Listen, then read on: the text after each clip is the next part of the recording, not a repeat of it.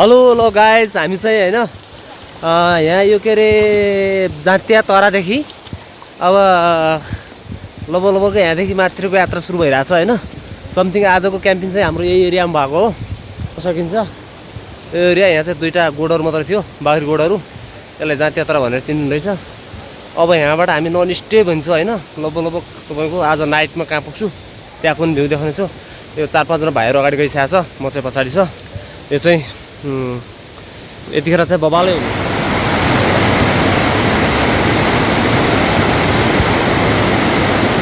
ल गाइज, ट्राभलको क्रममा हैन केटाहरूले चाहिँ यस्तो यो नदीमा जो हाम फालेर पारी चाहिँ फिस किल गर्न खोजिरहेको छन् हैन। अनि रिभर चाहिँ यो कडै छ एकदम। साउन मासमा भन्नुभएको आज साउन चाहिँ नेपाली डेट अनुसार साउनको चाहिँ आज समथिङ कति भयो यार, आज 8 गते भयो क्या हो। ल यहाँ कोही जोसिसकेको छन् है, के हुन्छ अब। ल केटाहरू कहाँनिर पुगेको के छ यो बगेको मान्छे? यो कति लाग्छ डोलेर? अब 2.5 घन्टा मा आजको क्याम्पिङ चाहिँ कोल्याप्स। यो पारी भ्यू गाउँ साइड। अनि हामी ल यो ठाउँ नाम के हो? यो ठाउँ के हो? देवकोटको डाँडामा टक्क पुग्यो। बाटो पनि डेन्जर छ, ठाउँ पनि डेन्जर होइन। जे पनि फाइनली सजपुर भन्ने ठाउँमा चाहिँ पुग्यो।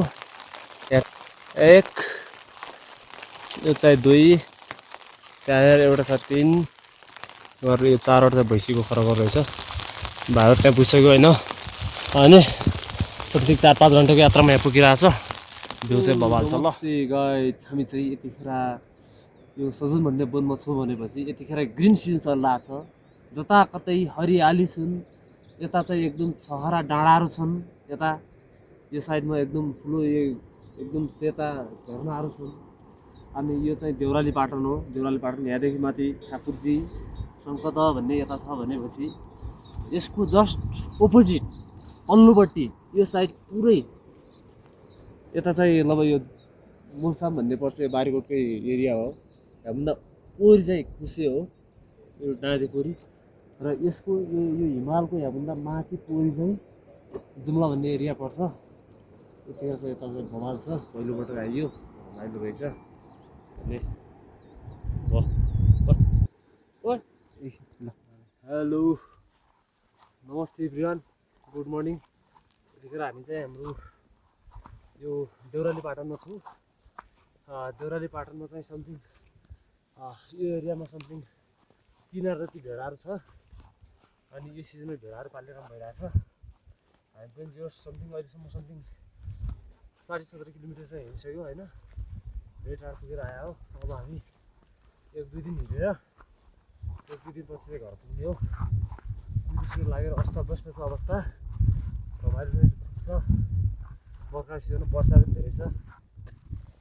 एकल घुम्ने गए यस्तो यो देउराली पाटन पनि भिजिट गर्नु होला। एकदम रमाइलो फुलहरू फुल लाग्छ यताउता। त्यसपछि अनि डाँडाकाँडा पुरै हरियाल ग्रिन सिजनमा चलेको कारणले गर्दा रमाइलो छ। पुरै जाडो भए पनि प्रकृतिसँग सामान त गर्नैपर्छ। तर रमाइलो चाहिँ बिजुल्ने छ। ल पहिलोपटक यो बाटो हिँडेको गाइज समथिङ स्वर्गै पुगे जस्तो भएको छ होइन। यस्तै रमाइलो दृश्यहरू पुगे घुमेपछि लगभग सायद स्वर्ग भनेको यस्तै ठाउँलाई भन्छ होला। त्यही हो, मान्छेहरू लगभग लाखौँ 2-4 लाख करोडौँ खर्च गरेर जो बाहिर देशमा घुम्न जान्छन् नेपालकै मान्छेहरू। तर यो आफ्नै जन्मभूमिको यो पहाड हिमाल तराई यस्तो भूभाग मिलेको ठाउँलाई चित्रण गर्न वर्णन गर्न किन सकेको छैन क्या। यहाँ के कम छ? यो स्विजरल्यान्ड भन्दा कम छ? स्विजरल्यान्डमा के छुट्टै छ र? यहाँ जम्मा लगभग हामी त त्यही हो 500 मा लगभग पुरै फुलफिल घुमिसकेको छ। ल यस्तो बवाल भ्यूहरू छ। अनि मजाले थोरै आफूले खानापिना बोक्यो उताबाट आएर गाडीहरूले हाल्ला भन्ने एक्सिडेन्ट होला भन्ने सम्भावना छैन होइन। अनि पहाड त भइगयो एकदम रमाइलो छ भनेपछि मान्छेहरू बाहिर घुमेर आउँछ यार। अनि नेपालको त्यो हेरौँ न, त्यो के अरे चुरी बुगी पाटन त्यो रोडमा पुरै राइड गरेर आएको छ। त्यो बाइकमा गएर कति दुःख पाइरहेछ के गरिरहेछ हाम्रो यस्तो यस्तो ठाउँलाई पनि पपुलर गर्नु पर्यो क्या यो के कुम्ता छ यो बबाल छ नि यो स्वर्गको एक टुक्रा हो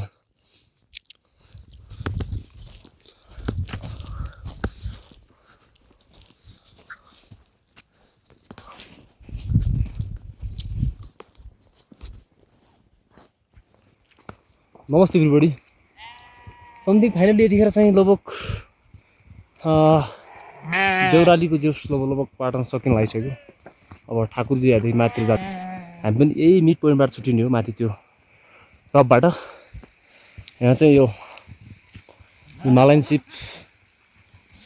फार्मिङ एरिया रहेछ यता सिपहरू पाल्दो रहेछ म पनि यता नजिकै भए तापनि 27 वर्ष 28 वर्ष उमेरमा पहिलोपटक आएँ लगभग रमाइलो रहेछ हजुर पनि आउनुहोस् मेरो यो पेजलाई फलो गर्नुहोस् युट्युब आइडीलाई घुम्नुहोस् जिन्दगीमा मजा लानु के हुँदैछ र हेलो नमस्ते Priyan I will arrive to finally Shankardah location at least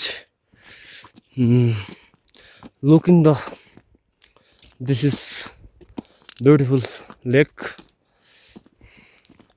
nice view, biggest lake, Himalayan separate location.